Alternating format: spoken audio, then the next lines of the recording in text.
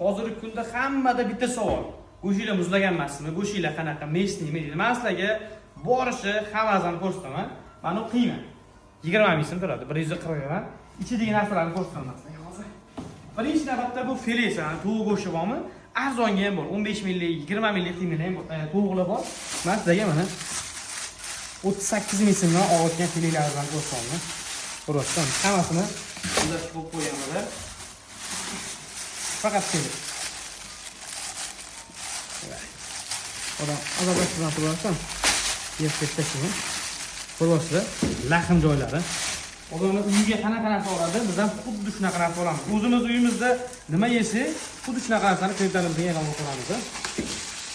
Ko'ryapsizlar, hammasi fileni lahm joylaridan po'kizda chiroyli akkuratdan olganmiz. Bu esa mana yog'larimiz. Oppoq, tinni. Juda ham ajoyib. Videoda ham tutdi. Mana bu yerda yog'larimiz bor. Hammasi oppoq, 100% javob beraman ichidagi sovuqgan narsalarimizga. Ko'pchilik oldin savol beradi, ko'rsataman. Mana endi bemalol ko'rsatamiz. Xudo xohlasa, bizga doktorxonalarimiz ham noldan qildik hammasini. Ko'ryapsizmi? Bu muzlagan varianti. Ularni chopib har xil bezmezlar chiqib, bab yog'da bo'ladi.